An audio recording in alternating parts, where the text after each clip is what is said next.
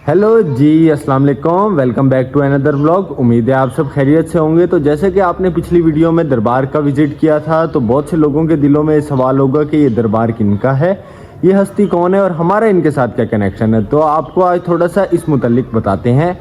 सबसे पहले करते हैं नाश्ता, क्योंकि बहुत भूख लग रही है। उसके बाद आपसे मिलते हैं।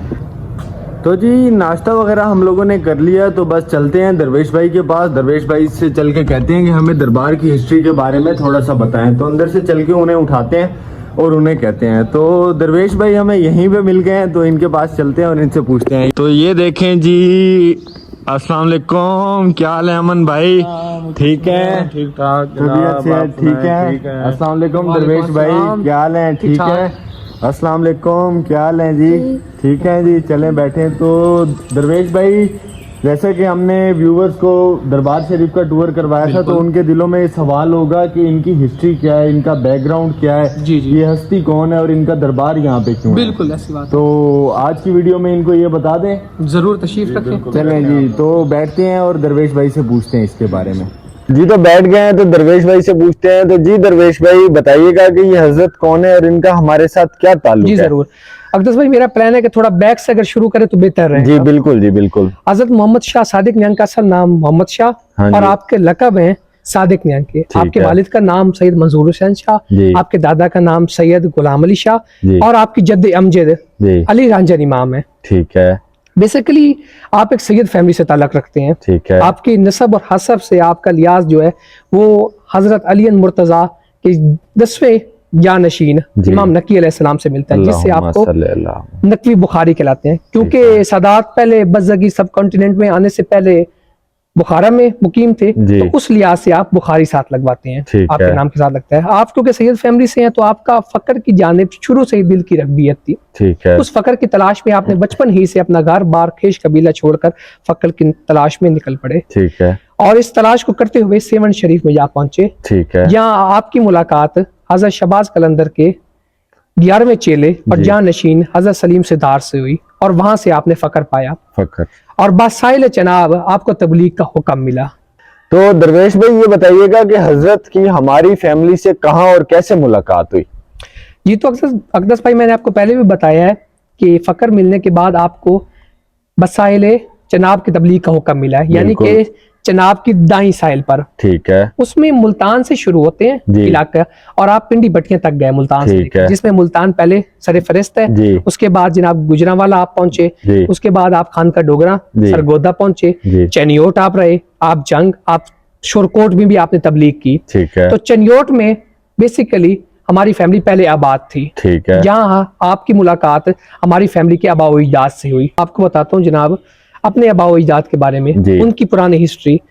बेसिकली हम चदरड़ फैमिली से ताल्लुक रखते हैं। चदरड़ फैमिली हिंदुस्तान में आबाद थी और एक स्टेट अर्न करती थी। ठीक है। उस स्टेट में क्योंकि दंगे फसाद और एक बगावत की वजह से, जंग की वजह से शिकस्त हुई हमें जंग में, और उसके बाद हमें हिंदुस्तान छोड़कर चनियोट आना पड़ा। ठीक है। हमारी जब फैमिली चनियोट में पहुंची है, तो उसके बाद हमारी मुलाकात हजरत मोहम्मद शाह सादिक न्यांग से हुई, जिसके बाद सरकारों ने हमें एज अपना बेटा बनाकर अवाम में और अपने मुरीदैन में और हल्का अहबाब में प्रेजेंट करना शुरू कर दिया। ठीक है। जिसके बाद क्योंकि हमारे ऊपर एहसानात ही इतने थे हजरत मोहम्मद शाह सादिक न्यांग के, क्योंकि हमें राय हक उन्होंने दिखाई, इस्लाम हमें उन्होंने कबूल करवाया। क्योंकि हम राजपूत थे, तो राजपूत हमेशा से हिंदू थे। जब हम हिंदुस्तान छोड़कर पाकिस्तान में और चनियोट में आबाद हुए, उस वक्त भी हम हिंदू ही थे। ठीक है। तो राय हक बेसिकली हमें हजरत मोहम्मद शाह सादिक न्यांग ने राय हक दिखाई, और उन्होंने ही हमें कलमा कबूल करवाया अपना। ठीक है। तो क्योंकि आपने शादी नहीं की, सारी उम्र आप मुजर्रद रहे, तो उसके बाद आपने एजा अपनी औलाद और वली अहद हमारी फैमिली और हमारे आबा इजाद को चुना। ठीक है। आपके आखिरी दिनों में आपने कहा कि आज के बाद आप चदरड़ नहीं कहलवाएंगे, आज के बाद आप फकीर कहलवाएंगे, जिसके बाद हमारी फैमिली फकीर जलाली चदरड़ कहलवाने लगी। क्योंकि आपकी यही मंशा थी, आपकी फरमाइश यही थी। तो जहां जाते हमें साथ लेकर जाया करते, हमारे अबा इजाद उनके साथ रहते, उनके हल्का अहबाब में, उनके दोस्त यार में, जहां वो जाते उनके साथ हमारे अबा इजाद रहते। उसके बाद चदरड़ से फकीर तक का ये सफर है। तो दरवेश भाई, ये बताएं कि हमारे आबा इजाद में से सबसे पहली मुलाकात हजरत से किसने की है। तो नाजरीन, सबसे पहली मुलाकात हमारी फैमिली में से कुतुब अली चदरड़ की हजरत से हुई। ठीक है। उसके बाद इस मैंने आपको जो फकर वाली बात बताई है और फकीर वाली बात बताई है, इनके बाद उनका नाम तब्दील होकर फकीर कुतुब अली लिखवाने लग गए। ठीक है। और वो ही दरबार शरीफ के पहले सरनशीन बने सरकारों के बाद। इनका नाम शुरू से कुतुब अली था? नहीं, इनका नाम राम लगता था। मैं अब आपको कंफर्म करके नहीं बता सकता, लेकिन एंड में इनका नाम राम लगता था। एक हिंदू नेम था। हिंदू नेम। इस्लाम कबूल करने के बाद, क्योंकि सबसे पहले मुलाकात ही आपकी हुई है हजरत से, तो इस्लाम कबूल करने के बाद आपका नाम उन्होंने खुद तब्दील किया। ठीक है। और फिर कुतुब अली चदरड़, और कुतुब अली चदरड़ के बाद आखिरी टाइम में आपने फकीर कुतुब अली लिखवाना शुरू कर दिया। ठीक है। और उसके बाद आने वाली हर नस्ल ने अपने नाम के साथ चदरड़ को खत्म कर दिया और हमेशा के लिए फकीर लिखवाना शुरू कर दिया, जो अब तक हमारे साथ आ रहा है। इस तरह आ रहा है। अकदस भाई, मेरा एक सवाल है। जी जी बिल्कुल करें। हजरत के विलादत और वसाल कब हुआ जी, और गद्दी का निजाम अब तक कैसे चल रहा है? जी बिल्कुल, बहुत अच्छा सवाल किया अमन भाई ने। तो दरवेश भाई से पूछते हैं इसके बारे में। जी तो दरवेश भाई। जी बिल्कुल नाज़रीन, बड़ा अच्छा सवाल था। एक पॉइंट है ये जी, सरकारों का जो विलादत हुई है जी, वो हुई है 1600 में। ठीक है। आपका जो विसाल है वो 1675 में हुआ है। ठीक है। यानी कि आपकी जाहिर उम्र 75 साल थी। गद्दी का निजाम, जब तक जो बात गद्दी के निजाम की है वो ये है क्योंकि सरकारों ने फकीर कुतुब अली को, जैसे मैंने आपको पहले भी बताया है जी, कि उन्होंने अपना बेटा प्रेजेंट उसे किया है। बिल्कुल जी। उन्हें प्रेजेंट करने के बाद आखिरी दौर में भी उन्होंने बकायदा वली ऐद चुना उन्हें, और अपने हाथों से गद्दी उन्हें दे कर गए। ये बात नहीं कि वसीयत करके गए हो, कुछ और करके गए हो, किसी को कह के गए हो, अमानत नहीं दी, बल्कि अपने टेन्योर में ही, अपने 1-2 महीने विसाल से पहले, क्योंकि औलिया कराम उन्हें तो सब पता होता है। बिल्कुल। तो उन्होंने बकायदा अपने हाथों से उनकी ताजपोशी, आप ताजपोशी भी कहें, और बकायदा दस्तार बंदी करके उसके बाद उनका विसाल हुआ है सरकारों का। ठीक है। जहां तक अकदस भाई गद्दी का सवाल रहा जी, तो सरनशीन, जो पिछले सरनशीन होता है, वो अपने अगले सरनशीन को मुंतखब खुद करता है। और अगर वो ज्यादा ज़ईफ हो जाए कि बाय चांस वो किसी तरह का इंजर्ड है, वो चल फिर नहीं सकता, तो मसाइल होते हैं इस तरह के, तो वो अपने टेन्योर में भी अगला सरनशीन बना सकता है। ठीक है। लेकिन हमारी तरफ जो इंटरेस्टिंग बात ये है कि हमारी तरफ गद्दी का निजाम कुछ यूं चलता है कि हमारी गद्दी पुश दर पुश नहीं चलती कि जी मेरा बेटा, मेरे बेटे का बाद उसका, मेरा उस बेटा, उसके बाद उसका बेटा, उसके बाद उसका बेटा। ये निजाम हमारी तरफ नहीं है। हमारी तरफ निजाम ये है कि जिसे काबिल समझे ये चीज उसे दें, जो इस चीज को संभाल सके, और अपनी काबिलियत जाहिर करने के लिए आपको बाकायदा एक टेस्ट पास करना पड़ता है। ये वो टेस्ट है नाजरीन कि जो अपनी फैमिली के बुजुर्गों के सामने, अपने वसेब के सामने और अपने रियाया के सामने देता है। तो 100-150 बंदा नहीं होता, बल्कि हजारों की तादाद होती है। बाकायदा एक दावतनामा भेजा जाता है मुख्तलिफ पर्सनैलिटीज को, अपने दोस्तों अकारिब को। बाकायदा एक रिसेप्शन होती है, उनके खाने पीने का इंतजाम किया जाता है। एक बहुत बड़ा एहतमाम होता है, जैसे एक बहुत बड़ी महफिल का होता है, जैसे आप एक वलीमा समझ लें, इस तरह का, यानी स्टैंडर्ड का एक फंक्शन होता है। और ये सब कुछ होने के बाद फिर सरनशीन जो पिछला होता है वो अगले सरनशीन को मुंतखब करता है, जी मेरी तरफ से ये सरनशीन है। ठीक है। या वसेब को, रियाया को, या फकीर फैमिली से, इससे कोई एतराज तो नहीं जी। जिसको जो एतराज होते हैं, फिर वो अपने एतराज जाहिर करने का पूरा हक होता है कि जी हमारा ये एतराज है, हम इसे कबूल नहीं करते। तो इस टेस्ट के बाद सरनशीन की दस्तार बंदी की जाती है बाकायदा दरबार शरीफ पर, जिसमें बहुत बड़ी बड़ी पर्सनैलिटीज, सियासी पर्सनैलिटीज, और उसके बाद दीनी पर्सनैलिटीज आई होती हैं, जिनमें अल्लामा इकराम हो गए, सदात हो गई, सदात फैमिली हो गई। वो उनकी अपने हाथों से दस्तार बंदी करते हैं, और दस्तार बंदी के बाद फिर वो बाकायदा अपनी रसूमात अगले साल से करना शुरू कर देता है। तो दरवेश भाई, मेरा एक सवाल है, क्या फकीर फैमिली का हर बाशिंदा सजादा नशीन बनने के लिए खुद को पेश कर सकता है? जी बिल्कुल अकदस भाई, इसमें कोई शक नहीं है जी।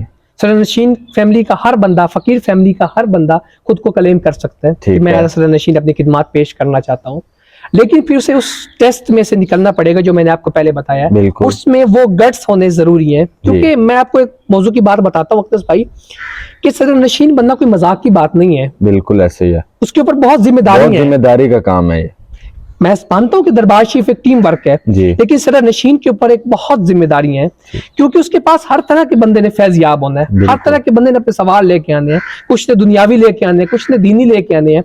तो उसमें ये गट्स होने चाहिए कि वो हर बंदे को फेस कर पाए, उसके सवालात का जवाब दे पाए। तो उसके लिए जरूरी है कि वो पहले वो टेस्ट पास करे, उसके बाद दूसरा नंबर ये है कि टेस्ट पास हो गया, टेस्ट में से आपको मुख्तलिफ सवाल पूछे जाएंगे, history of Shah Sadiq bank पूछी जा सकती है, यानी कि दीन और दुनिया के मुताल्लिक कुछ भी आपसे पूछा जा सकता है। उसके बाद जो नेक्स्ट स्टेप आता है वो ये आता है कि किसी किस्म के आपके ऊपर कोई एतराज ना हो, ठीक है, आप किसी किस्म के किसी बुरी आदत में मुब्तला ना हो। उसके बाद जो तीसरा स्टैंडर्ड आता है कि उसके बाद ये 3 चीजें हो गई, फिर जिन चीजों मतलब 10 बंदे हैं जिन्होंने क्लेम की है, 10 बंदों में से 2 रह गए टेस्ट में से जी। आगे 3 आए, 3 रह गए अपनी खूबियों की वजह से जी। आगे 2 आ गए। अब उन 2 में से फिर फकीर फैमिली की जो सेनेट है यानी कि जो बुजुर्ग हैं वो इस बात का फैसला करेंगे कि इसमें से कौन इस काबिल है कि ये सरनशीन के फराइज सर अंजाम दे सकता है, क्योंकि सरनशीन के फराइज एक बहुत हैवी फराइज हैं, उनके ऊपर कोई मजाक नहीं है सरनशीन बनना। लेकिन आपका जैसा सवाल था कि हर बंदा, हर बाशिंदा, हर बच्चा, आने वाली हर नस्ल इस तरह नशीन बनने के लिए खुद को क्लेम कर सकती है, इसमें कोई पाबंदी नहीं लगी हुई। तो दरवेश भाई मेरा यहाँ एक और सवाल है कि आपने हमें सजादा नशीन बनने का तरीका बता दिया, तो क्या आप हमें थोड़ा सा सजादा नशीन की फहरिस्त के बारे में आगाह कर सकते हैं? जी बिल्कुल, जैसे मैंने आपको कहा है कि फकीर कुतुब अली जी, फकीर कुतुब अली के बाद जो सरनशीन है, क्योंकि उनका 1600 में टेन्योर आया है जी, 1676 के बाद उनका टेन्योर आया। फकीर जब उनका विसाल हुआ है तो उन्होंने अपना वली चुना फकीर मोहम्मद रशीद अव्वल को। ठीक है, फकीर मोहम्मद रशीद ने अपना वली चुना उस वक्त की तीसरे सरनशीन को, जिनकी मैंने आपको छोटी जरी भी दिखाई, फकीर डोगर मलंग को। फकीर डोगर मलंग के बाद आया फकीर मोहम्मद रांझा अली, फकीर रांझा अली के बाद आया फकीर नुसरत अली अव्वल, फकीर नुसरत अली अव्वल के बाद आया फकीर कोचक अली। फकीर कोचक अली ने अपना जो मुंसिफ चुना, अपना जो वली चुना, वो फकीर हैदर अली। हैदर अली ने फकीर मोहम्मद अली को चुना, फकीर मोहम्मद अली ने फकीर मोहम्मद पनाह को चुना, फकीर मोहम्मद पनाह के बाद फकीर नुसरत अली दोम गद्दी पर मुतमईम हुए। फकीर नुसरत अली दोम के बाद फकीर मोहम्मद रशीद दोम सरनशीन पर मुंतखब हुए। उसके बाद फकीर मोहम्मद खुर्शीद, फकीर मोहम्मद खुर्शीद के बाद फकीर अनवर सजाद, और ऑन होल्ड इस वक्त फकीर सदर रजा अली दरबार शरीफ पर अपने सरनशीन के फराइज सर अंजाम दे रहे हैं। ठीक है, तो ये इस टाइम हमारी कौन सी पुश्त चल रही है?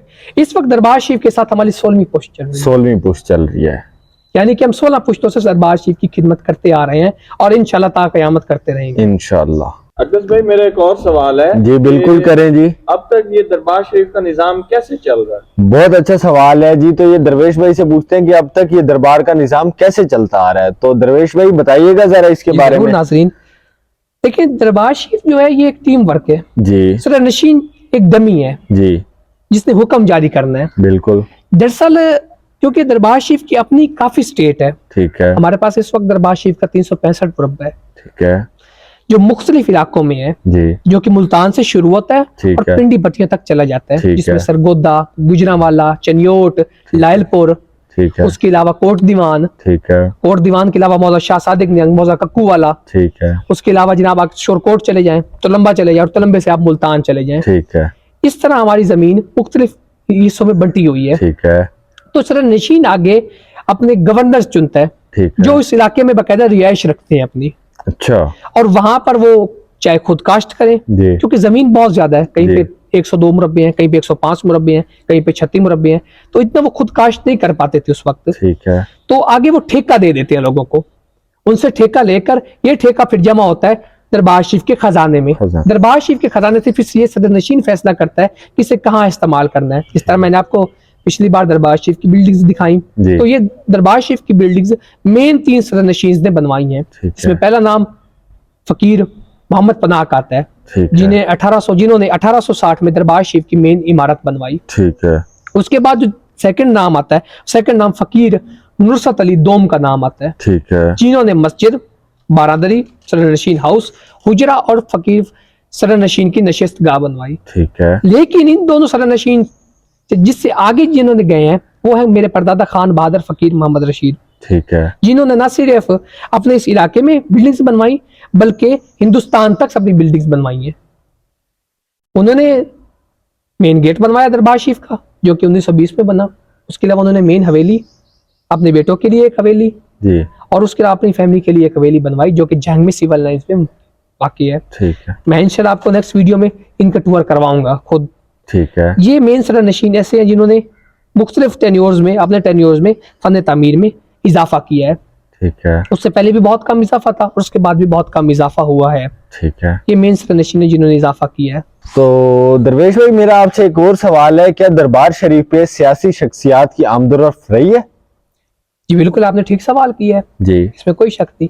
मैंने व्यूअर्स को और अपने नाज़रीन को पहले भी ये बात दिखाई भी थी और बताई भी थी कि मेन गेट के ऊपर इंग्लिश में वेलकम और हिंदी में लिखने का मकसद भी यही है कि यहाँ पे हिंदू और उसके अलावा अंग्रेज आया करते थे। जी, तबीयत खराब होने पर खान बहादुर फकीर मोहम्मद रशीद की एक बार तबीयत खराब होने पर वायसराय हिली, जो कि सब कॉन्टिनेंट ऑफ इंडो पाक के गवर्नर थे, खुद तशरीफ ले आए दरबार शरीफ पर। ठीक है। उनके साथ क्योंकि किंग जॉर्ज ने कहा था कि आप फकीर साहब के पास जाएं, तो उन्होंने उनको किंग जॉर्ज ने बाकायदा एक लेटर लिख के दिया, ठीक है। अपनी हैंड राइटिंग से।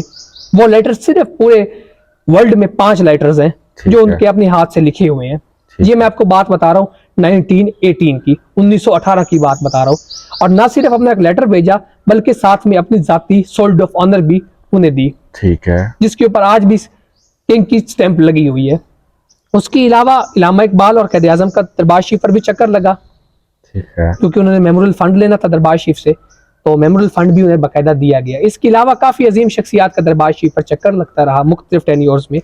तो कि किंग जॉर्ज जब आए तो मुझे इसकी एक बात बड़ी अच्छी लगी। उन्होंने कहा कि मैं जब जंग से आया तो जंग एक बहुत बैकवर्ड, यानी कि एक जंगल है, एक बैकवर्ड इलाका है, लेकिन मैं जब शाह सादिक जंग में दाखिल हुआ हूँ तो मुझे एक बात बड़ी अच्छी लगी। उन्होंने कहा जी कि शाह सादिक जंग का एक पेरिस है, ठीक है। यानी कि मुझे पेरिस वाली वाइब्स यहाँ पे आ रही हैं। इस तरह का ये शहर बना हुआ है, उस वक्त ये इस तरह का हुआ करता था। तो नाजरीन, मेरे परदादा खान बहादुर फकीर मोहम्मद रशीद एक बहुत अजीम शख्सियत थे। अपनी हमदर्दी की वजह से, अपने नजर नियाज की वजह से और जंग में बिलखसूस अपने खिराती इदाराजात की वजह से जंग की डेवलपमेंट में खान बहादुर फकीर मोहम्मद का एक बहुत अजीम और एक बहुत ज़्यादा रोल रहा है। आप सड़कें देख लें, उसके बाद आप गवर्नमेंट कॉलेज एजुकेशन देख लें, एजुकेशन के लिहाज से, चाहे वो आपको लाहौर से जाके मंजूर करवानी पड़ी, चाहे वो आपको इंग्लैंड से जाके मंजूर करवानी पड़ी, क्योंकि उस वक्त माली तौर पर और सियासी तौर पर खान बहादुर फकीर मोहम्मद रशीद एक बहुत अजीम शख्सियत थे और बहुत पहुंचे हुए थे। आपने डिस्ट्रिक्ट ऑफ बार का इलेक्शन भी लड़ा, लेकिन आपको शिकस्त हुई, लेकिन सिर्फ 4 वोटों से शिकस्त हुई।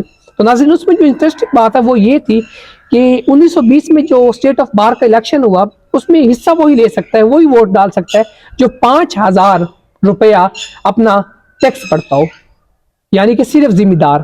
पूरे पंजाब, अनडिवाइडेड पंजाब में हुआ, आपने उसका इलेक्शन लड़ा। उसके अलावा आपके पास काफी अलकाब थे। आपने बंगाल में मॉर्टेज बैंक कायम करवाया, खैराती जात इदारे की वजह से, लंगर की वजह से आप बड़े मशहूर थे। इस वजह से लोगों ने आपको एक लक़ब दिया, मोतियों वाला फकीर। आप फन तामीर की बहुत शौकीन थे, फन तामीर की बहुत नजर रखते थे, आपको मुगलिया फन तामीर से बहुत लगाव था। ठीक है। आपने शाह सादिक जंग में, न सिर्फ शाह सादिक जंग में बल्कि पूरे पंजाब में बहुत खूबसूरत हवेलियां और इस तरह की अपनी फन तामीर का मुजाहरा और लोहा मनवाया। लोगों ने आपके मुतालिक ये भी कहा कि आप शाहजहान हैं, मुगल बादशाह शाहजहान से आपको तशबीह दी जाती, क्योंकि सुबह उस वक्त तक आपका मूड सेट ना होता जिस वक्त तक आप मिस्त्री के हाथ में ईंट टूटने की आवाज और देग पर चमचे की आवाज ना सुनते। इससे ये मुराद है कि जितने तक आपको लंगर खाने से देगों की आवाज ना पता चलती कि लंगर बनना शुरू हो गया, आपको सुकून ना आता, या आपको यह बात ना पता चलती कि हमारे दरबार शरीफ पर काम शुरू है। आपने आपकी 36 साल के टेन्योर में आपने बेशुमार इमारतें बनवाई, चाहे वो जहां हमारी जमीन है वहां पे आपने एक हवेली बनवाई। हमारी जमीन टोटल 14-15 जगह पर है, आपने 14-15 जगह पर, जहां पर हमारी स्टेट है, जहां हमारी दरबार शरीफ की जमीन है, वहां पे इसी तरह की हवेलियां बनवाई, जो कि आपको अगले व्लॉगों में हम दिखाएंगे इंशाल्लाह। एक अजीम शख्सियत थे, लोग आप पर बहुत खुश थे। तो नाज़रीन, इस वक्त हमारे 14वें सदरनशीन फकीर सदर रज़ा अली, जो कि मेरे कज़न है, अपने गद्दी पर, दरबार शरीफ की गद्दी पर अपने फ़राइज़ सर अंजाम दे रहे हैं। तो नाज़रीन, जिस तरह मैंने आपको बताया कि जिस तरह मैंने आपको दरबार शरीफ की पूरी हिस्ट्री बता दी, मुकम्मल हिस्ट्री बता दी है, और उसके अलावा आपको सदरनशीन का टेन्योर बता दिया। सदरनशीन के टेन्योर के अलावा मैंने आपको बता दिया कि आउट वर्क दरबार शरीफ कैसे वर्क करता है, कि दरबार शरीफ के कैसा निज़ाम होता है, दरबार शरीफ में कैसी मैनेजमेंट होती है। अगर इस टॉपिक में नाज़रीन आप किसी का भी कोई सवाल हो तो आप कमेंट सेक्शन में मेंशन कर सकते हैं, हाँ इंशाल्लाह हम आपका जवाब देंगे। तो जी दरवेश भाई ने हमें हमारी काफ़ी इन्फॉर्मेटिव हिस्ट्री से आगाह किया है। मुझे उम्मीद है कि आप लोगों को हमारी आज की वीडियो पसंद आई होगी। अगर आप लोगों को हमारी आज की वीडियो पसंद आई है तो वीडियो को लाइक करें, चैनल को सब्सक्राइब करें और बेल आइकन को प्रेस करें ताकि मजीद आने वाली अच्छी वीडियोज़ आप तक बआसानी पहुँच सके। इसी के साथ साथ मुझे दें इजाज़त, मिलते हैं नेक्स्ट व्लॉग में। अल्लाह हाफिज़।